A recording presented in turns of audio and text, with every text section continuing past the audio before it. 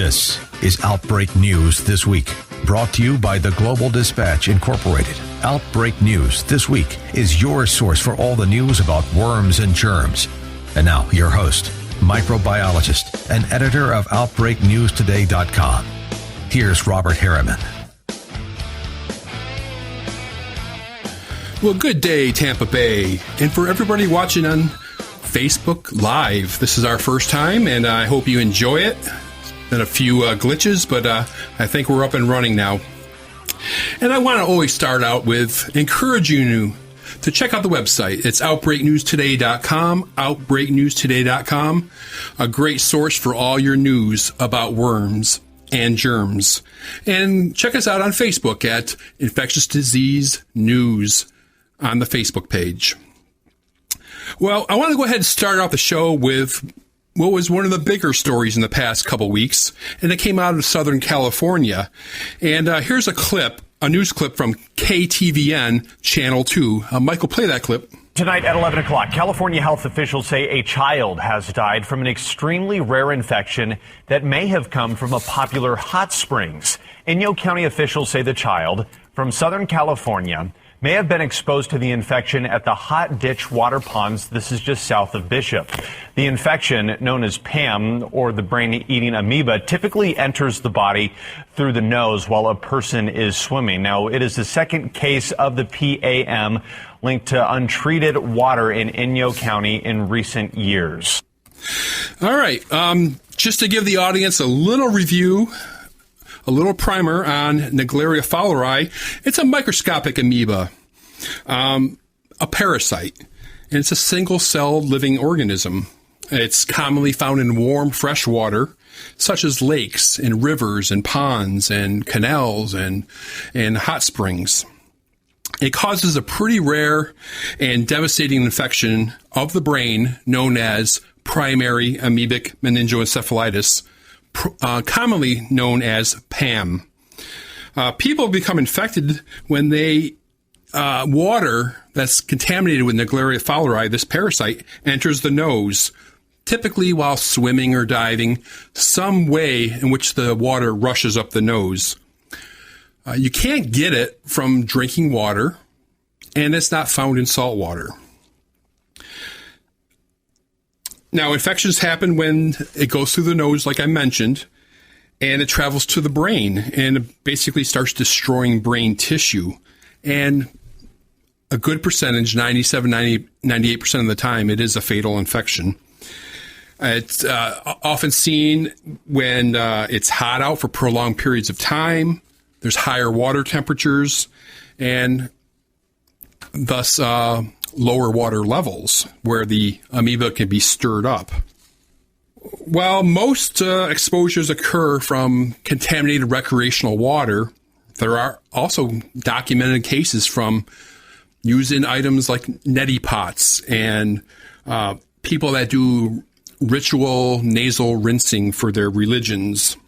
There's been a case from somebody who got it from a slip and slide from using the house tap water. Now, according to the CDC, only 4 people out of 143 infected between 1962 and 2017 in the U.S. have survived. So it's a pretty high case fatality rate. When you're looking at the symptoms, we're looking at pretty rapid onset within a week. Initial symptoms will be very reminiscent of bacterial meningitis or viral meningitis, the headache, fever, the nausea, the vomiting, and then, of course, the stiff neck. And it gets worse. Confusion, seizures, hallucinations.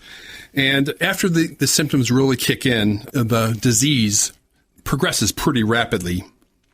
Okay, that's enough on the intro. How about my guest today? I have a very, very special guest today who drove in from Orlando, and his name is Steve Smelski. And Steve is the father of a young boy named Jordan Smelski.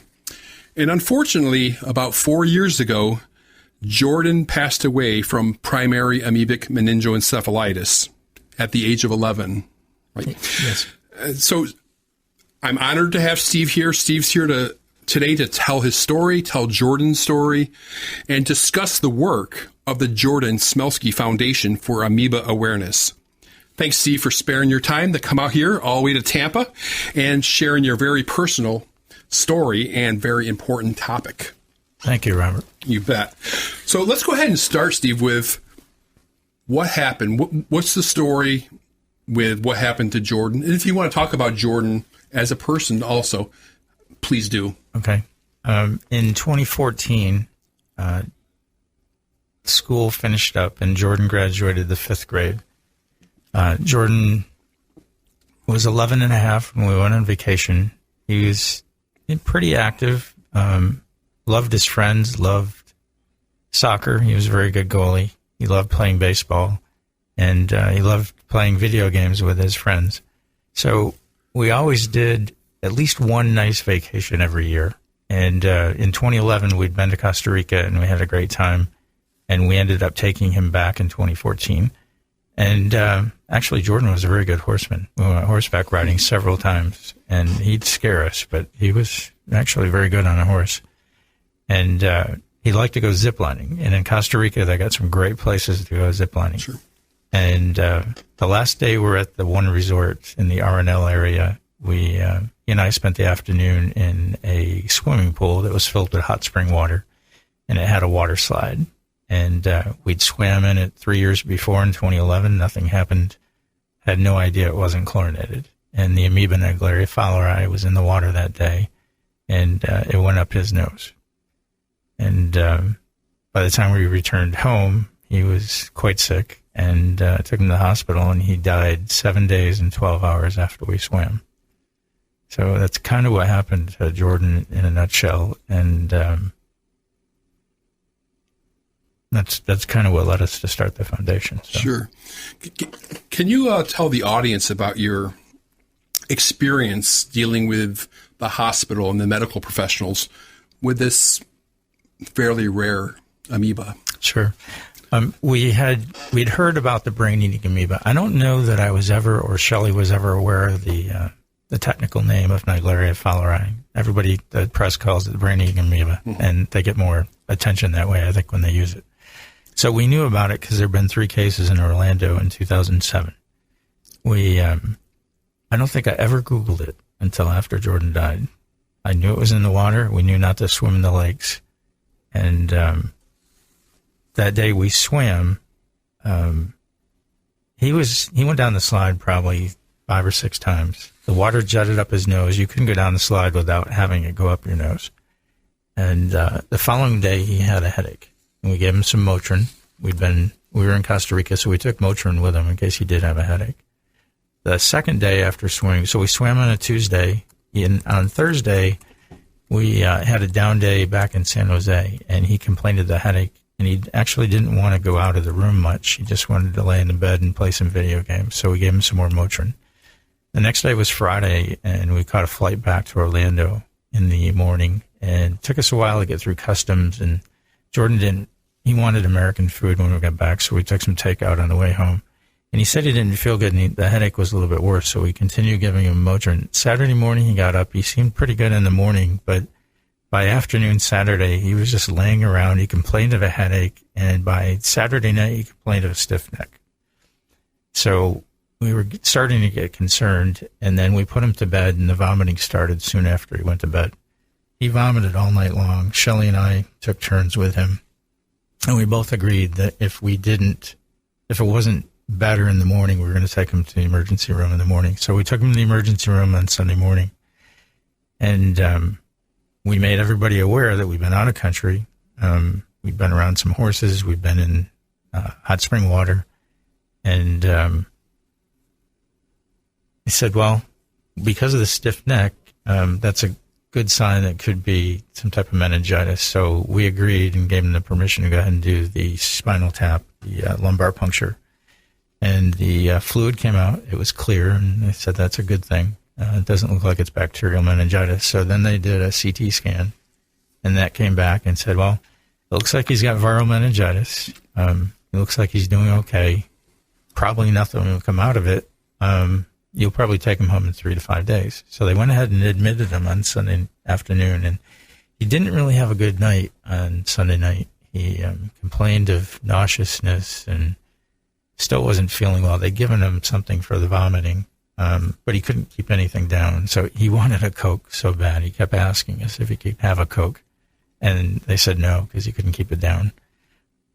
We got up Monday. He actually seemed pretty good during the day.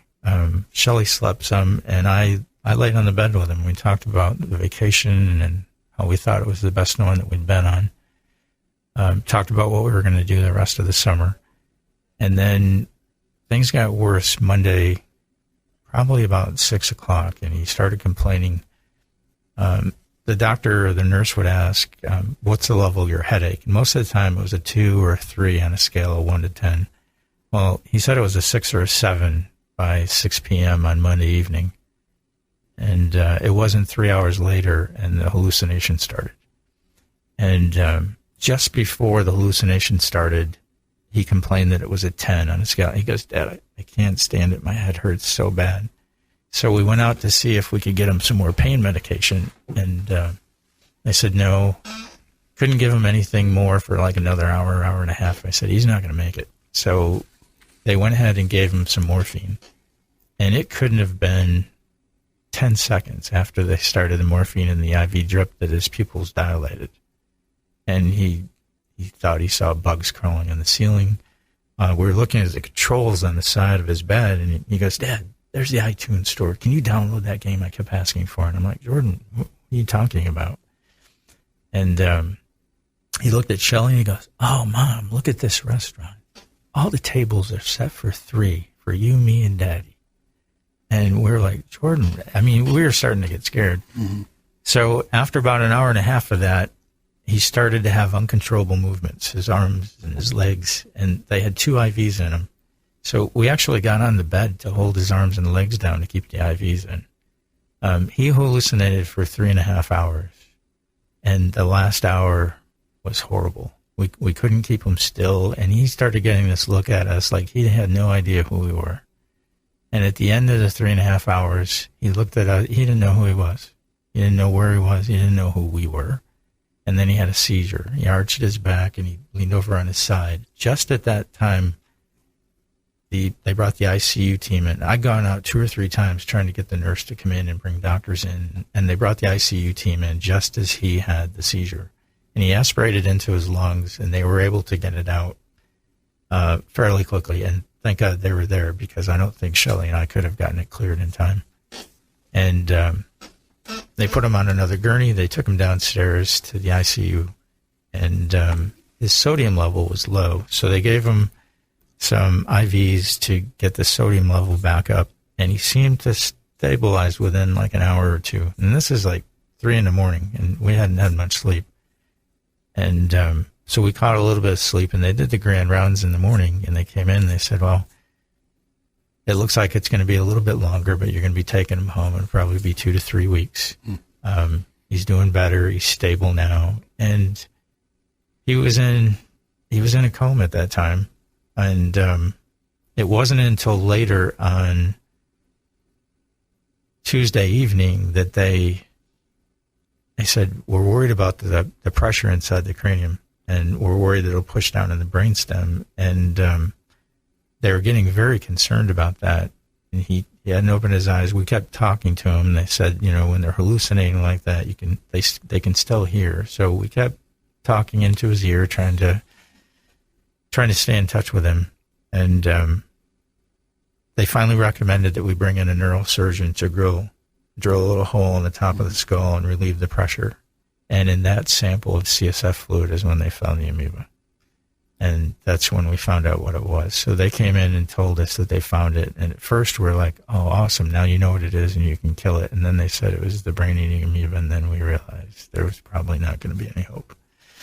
So at that point, they called the CDC. They ordered the drug miltefosine from the CDC in Atlanta. And they sent it on the way. We got some more sleep. They woke us up at 6 and said he was all the way. There was no way they could keep him going without manually resuscitating him until the drug arrived. And they asked us what we wanted to do. So we both reached out to our families, and nobody can give you that advice. So we asked the doctor what he would do, and he said, no, I wouldn't if it was my son. So we all gathered around his bed, and they took him off the respirator, and they took off some of the IVs, and within a couple of minutes, he took his last breath. And Shelly and I were each holding a hand. I think we had 8 of her family and friends there, and he passed away about 6 hours after we found out what it really was. So based on that experience, we went back to the hospital a couple weeks later. And Jordan's our only son, and we went from a 11-and-a-half-year-old boy graduated from elementary, getting ready to go into middle school, to empty nesters in less than a week. And we weren't prepared for it. The grief part was horrible. And yet, at some point, realized that we had to do something. And we started Googling, and we found other foundation pages and Facebook pages where people had, and then hot springs were on almost every one of them. Mm-hmm. But at the time, we didn't know hot springs were dangerous. Sure. So we went back and decided to start a foundation. I had owned 3 businesses in the past, so we actually put a foundation together in Florida. And in Florida, you can't, until you're approved by the IRS as a tax exempt, you can't solicit. So I actually opened a second one in New York, because in New York you can, and I've got family members there. So we actually started 2 foundations, and then we approached the hospitals. We spoke with All Children's Johns Hopkins, and then we spoke with Florida Hospital for Children.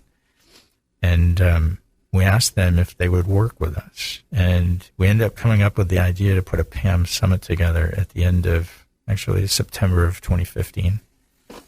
And it took us 6 months to pull that together, find the experts that we wanted to bring in. And Kaylee Hardig had lived in 2013. Right. So Dr. Matt Lynham came in. We had Dr. Jennifer Cope. They'd both been critical components into that whole successful outcome. Mm-hmm. And we held the PAM Summit. And during the training, Sheila Black, who was a lab technician for Florida Hospital, was in that first initial PAM Summit. And she ended up being the lab technician on duty when Sebastian De Leon came in 10 months later. So that's kind of where it went from there. Yeah. Let me piggyback on your experience at the hospital. When they thought that it was viral meningitis, did the question, based on his symptoms, did the question of did he have exposure to fresh water ever come up? Only when we brought it up. So we had said we'd been out of country, we'd been swimming in hot springs, we'd been riding horses, we'd gone through an animal. They had wild animals in cages and stuff from Costa Rica, which we hadn't seen before. So we'd been around a lot of different things. We had no idea what it was at that point. But yes, we did bring it up. And at that point, I don't think it raised any flags. Yeah. Now, I've interviewed other parents that had to suffer through this horrible, horrible situation. And I understand this is really a very tight-knit, small community.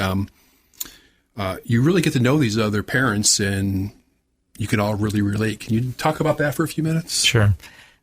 We've reached out to several families. In fact, we've had them reach out to us after they found our Facebook page and website during their ordeal, asking what they should do. And it is tight-knit because so few people know much about Naegleria fowleri or PAM that you reach out to whoever you think knows the most, and you're trying to figure out if you've got a chance, what do I have to do? What drugs do I have to get? What's the treatment? Do we have any chance at all? And so the group kind of sticks together. There's a couple closed Facebook pages, and we share information. A lot of people start a Facebook page and try and do awareness, and dealing with the grief is very, very difficult. I can understand why after a little while it's like, I can't do it. Yeah, but some of these organizations have been around a while. I mean, I can remember years ago, the Kyle Cares I'm sure that's still around, right? It is. Yeah. We actually reached out to Jeremy and Julie, and we talked to him quite a bit. Yeah. And he came and participated in the initial PAM Summit. Steve, what advice would you have for parents taking their kids to freshwater to play and swim and do whatever? Do you have a different perspective on that now? Well, we actually didn't think we were putting Jordan at risk. We live on a lake and never let him swim in it, and we still lost him. We were at a resort, and it never occurred to us that hot springs could be dangerous, and we didn't know it wasn't chlorinated. If you ask us, would we ever let him swim knowing what we've been through? Absolutely not. So everybody calls it very rare, and you let your guard down and say, well, it won't happen to me. Well, it's rare until it does happen to you, and then it's not rare at all. So what we've been frustrated about is that in the United States, only 3 states are required to be reported. So nobody has to report about it. Nobody has to go back and find it. They don't share the information. They don't have to share it. And you wonder, how many cases are there really? Everybody says it's very, very, very rare. You don't have to worry about it because of all the millions of people that swim every year in the United States. But how many cases do we really know? Because it looks like viral meningitis. It looks like bacterial meningitis. And early on, the symptoms look like the flu. And everybody says, well, don't just rush your child to the hospital if it's a flu. You don't have to do. It's like, this looks like the flu, and you got to rush them there. Because within 4.5 days, you're in serious trouble, and you don't even know it. Yeah, I know. Speaking personally, I've never. My daughter's grown now, but I never took her to any fresh water. Let's talk. We got a couple minutes before the break. Can you give the audience a little summary of the foundation? And the link to the foundation is Jordan Smelski Foundation.org. If you want to just talk a little bit about what you guys are trying to do, and then we'll get into some more details. Sure. When we started the foundation, we wanted to try and save somebody. Awareness is awesome, and parents need to know, but at the same time, we'd never know if we made a difference. So while our mission is global awareness, but we also want to educate and help the medical professionals and educate them on how to find this. So as a board, we've got 7 members on the board now. We started with 6, and they're either relatives or close friends of ours that we've worked with. They're people that we respect and trust. And when we put the foundation together, our mission was to choose items that we thought could make a difference and save a life. It's a big list because there's very, very little research that's been done on Naegleria. But what we wanted to do was pick items from the initial investments or funding that we did from the donations that we had received, was to pick something that we thought could make a difference immediately or to save a life. So that's what we focused on. And we've actually had a few things that were pretty interesting as we got into them. Yeah. I do have a question on Facebook, and somebody's asking, the drug's name is miltefosine. And correct me if I'm wrong, Steve, miltefosine is actually approved for treating a different parasite called leishmaniasis. That's correct. And it's still considered experimental for the free-living amoeba, Balamuthia, Naegleria. That's correct. Yeah. However, it's actually been used in the last 3 successful cases of outcomes of PAM. So miltefosine was developed in Germany. It was a German drug. And I think it was actually initially developed for breast cancer. And they found that some drugs actually are effective against some of these free-living amoebas. And in the U.S. now, it's actually marketed under Impovito. It's still considered miltefosine. But Impovito is provided by Profounda Incorporated. They're out of Orlando. Okay. Well, we're getting close to the hard break. So I want to, again, encourage you to check out the website, outbreaknewstoday.com, for all your news about worms and germs. Check out the website, jordansmelskifoundation.org. And after the break, we're going to have more with Steve Smelski. See you then.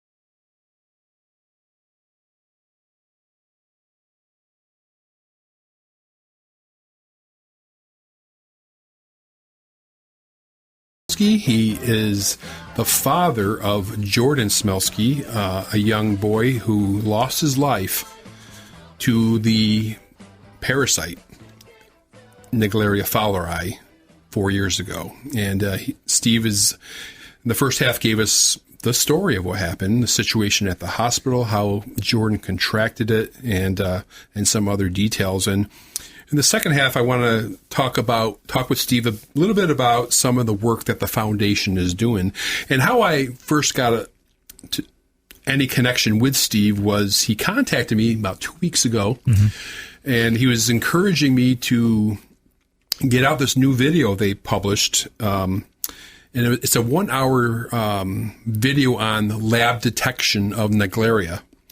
And I know I have people in the audience that are clinical laboratory scientists, medical technologists, and it's very, very good. And I will link to it when I publish the podcast on Sunday. So I encourage you to check it out. It's because I've been in the laboratory field for decades. I'm an old man. I've been doing this for a long time.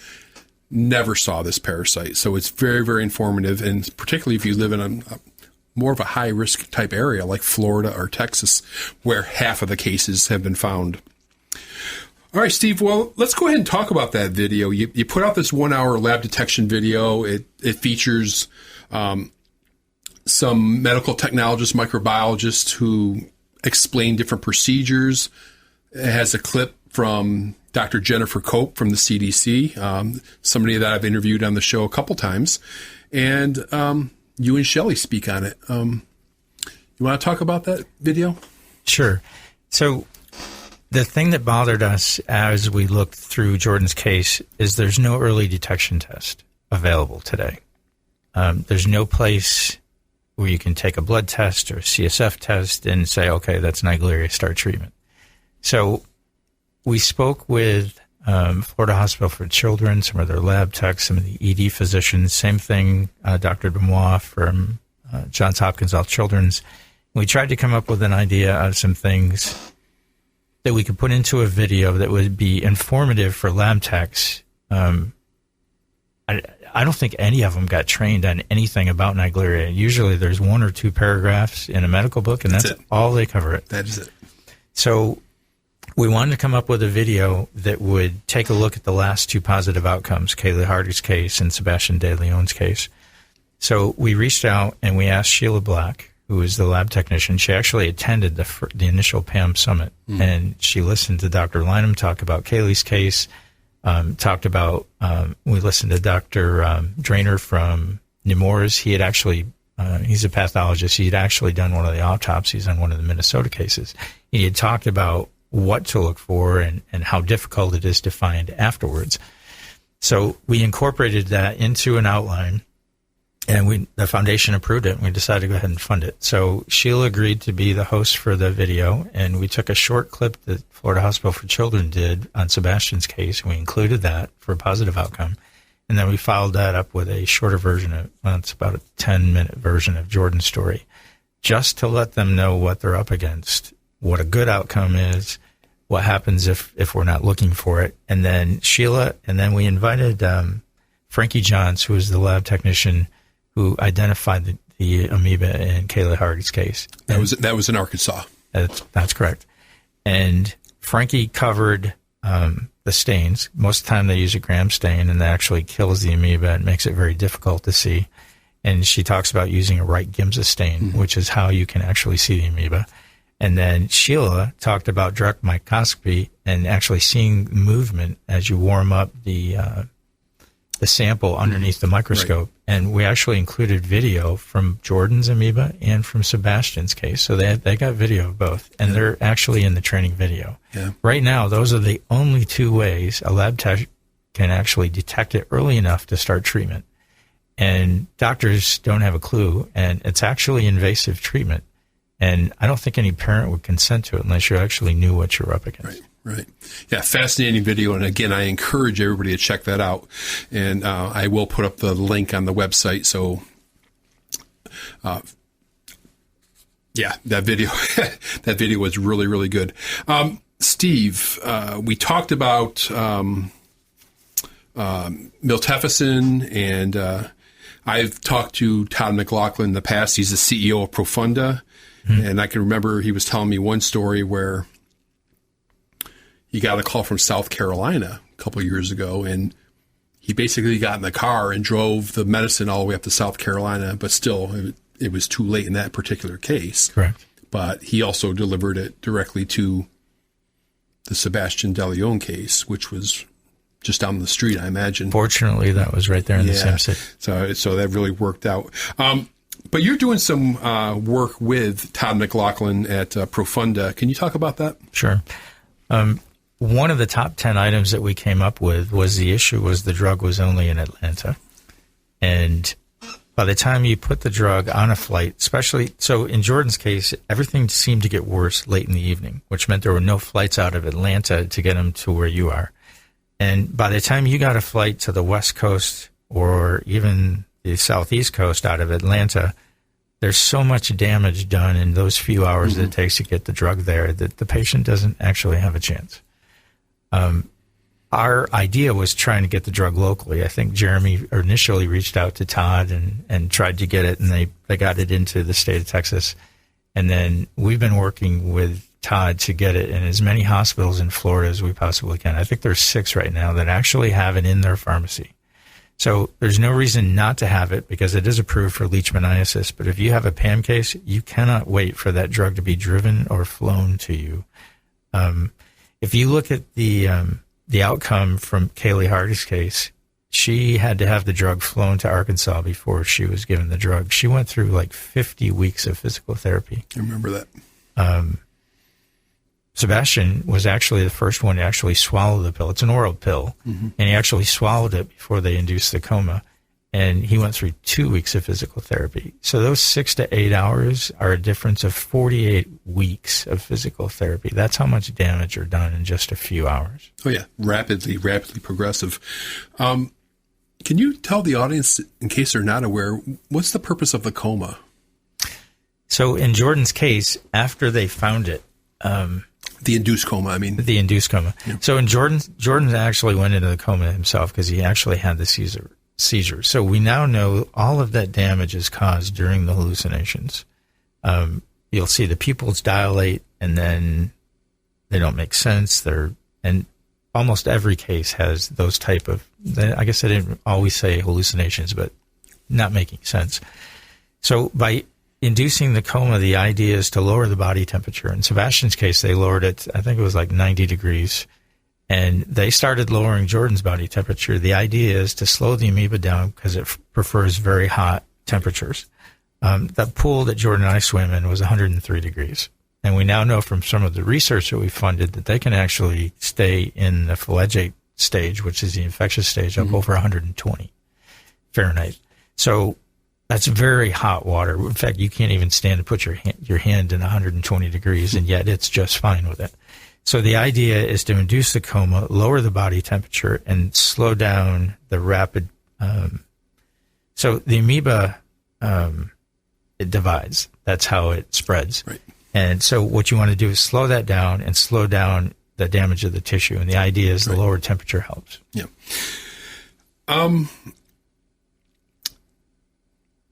You do an annual PAM summit, a primary amoebic meningeal encephalitis summit, and the 4th annual one is coming up next April. Mm-hmm. Talk about that. The initial idea for the PAM summit, nobody had done a summit or a meeting, a day-long meeting on just Naegleria and PAM. So our thought was there had to be some information out there that if we could share it with others would be beneficial. And at the time we didn't know it, but it actually helped in Sebastian's case. So we reached out to the CDC. We got Dr. Cope to agree to come in. Dr. Ibni Ali came in. We had Dr. Drainer from Nemours. We had Dr. Juan Dumois from All Children's Johns Hopkins here in St. Pete. We had Dr. Kyle was there, Dr. Francine Marciano Cabral. They've both done research on Naegleria for years. And then we asked Dr. Lynham to come in from the Arkansas case. And he actually, in the initial PAM summit, did a summary of the treatment that they did for Kaylee, why they suspected it, how they found it in the lab, And we shared that information. And each year we've tried to change it a little bit more. We expand out. We've included other groups. This past, and during the third one, we actually had Sheila Black lead a group on just for lab techs. Part of the issue is we want to get all the healthcare systems involved with it. It's information that they should all have.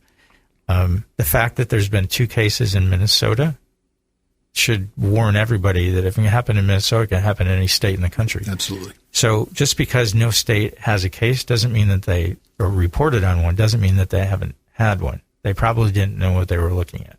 It's almost always misdiagnosed. The only time it hasn't been misdiagnosed are in the positive outcomes. So the summit that's going to occur in April, what's the general agenda there? We'll have a keynote speaker. I'm not sure who that's going to be yet. We do different breakout sessions so we'll have one live streamed, and that's usually in the main presentation hall, and we'll have different tracks. So we'll have one for ED physicians, lab technicians, and depending on your expertise or field, then you can go in there during some of those breakout sessions and hear different presentations and information that you're interested in. The idea is to share something that can actually help save a life. Yeah, and that's going to be in Orlando? Orlando. Yeah, I'm definitely interested in that. You also raise a lot of money for different organizations, and one in particular is you raise money for the CDC to do research on it. We did.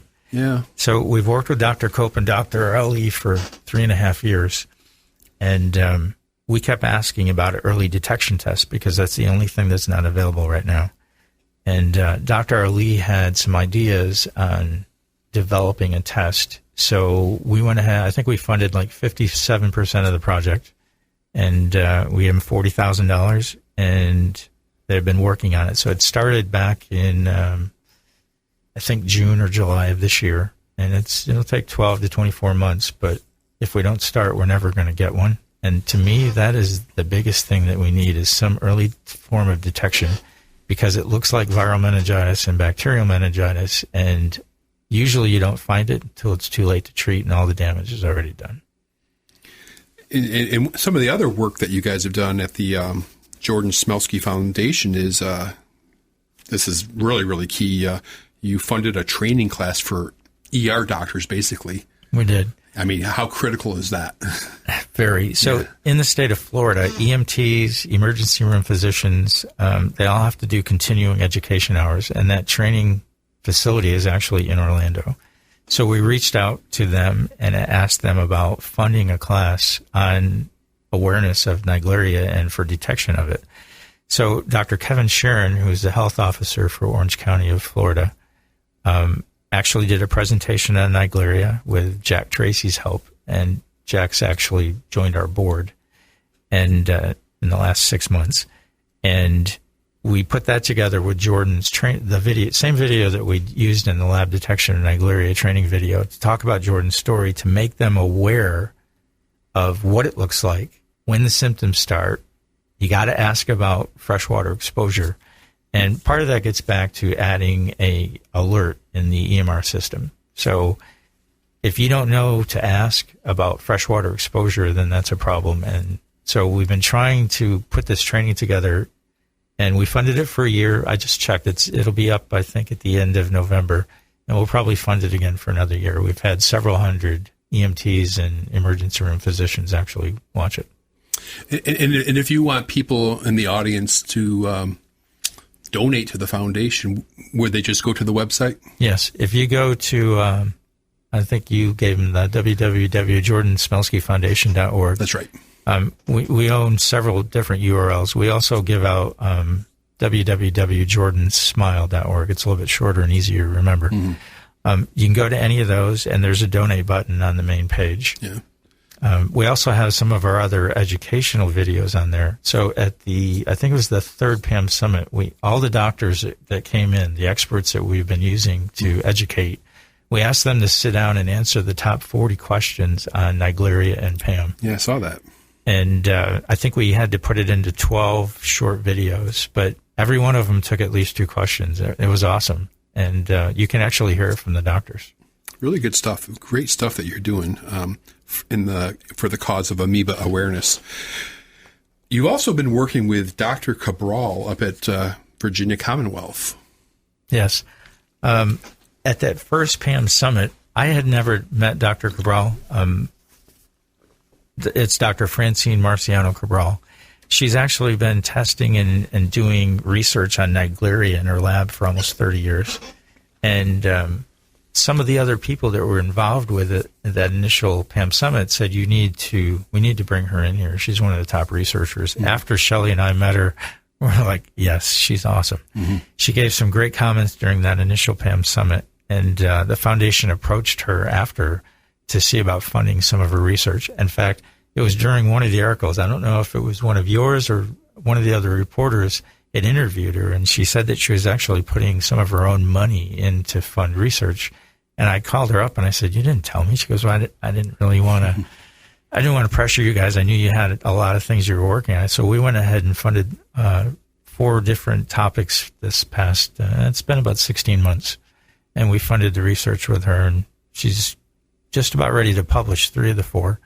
And we'll probably do another round of research with her. It's items that we think could save a life, or at least educate parents right away to let them know what the risk is. And we think it's well worth the funding. Yeah. And it is great work and great research that they're doing. And if I remember correctly, you're probably not the only foundation that's doing this kind of stuff either. I mean, they're all raising money, right? That's correct. For the most part. So it's just very, very directed in this type of research and the passion that goes behind it. Steve, something else I found kind of interesting that's something you're doing is you're working with the Florida Hospital for Children, and to insert an alert in their care pathway in case there's a freshwater exposure. Can you talk about that?